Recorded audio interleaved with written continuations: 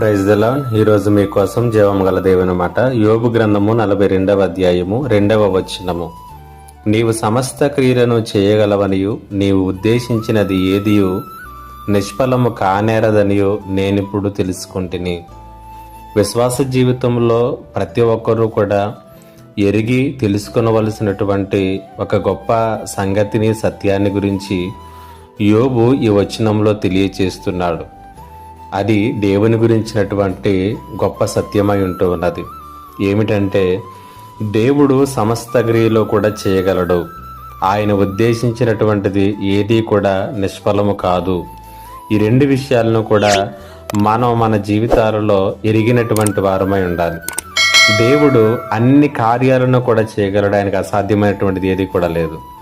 అలాగుననే ఆయన ఏదైనా ఒక ఉద్దేశాన్ని మన ఎడల కలిగి ఉన్నప్పుడు అందులో ఏది కూడా నిష్ఫలము కాకుండా ప్రతి దానిని కూడా ఆయన నెరవేర్చడానికి సామర్థ్యం కలిగినటువంటి దేవుడై ఉంటూ ఉన్నాడు.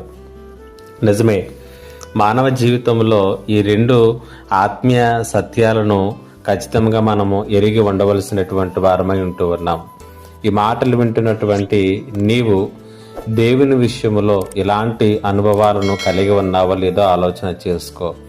ఆయన నీ జీవితంలో సమస్తమును కూడా చేయగలడు. సమస్త క్రియలను కూడా చక్కగా చేయగలడు.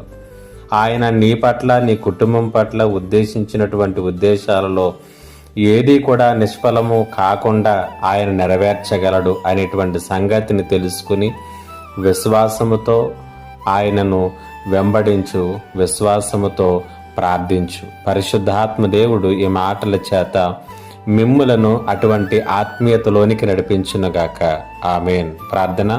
మా దేవా, నీకు వందనాలు. ఈ మాటల చేత మమ్ములను దర్శించినందుకు స్తుతులు, స్తోత్రాలు చెల్లించుకొనుచు.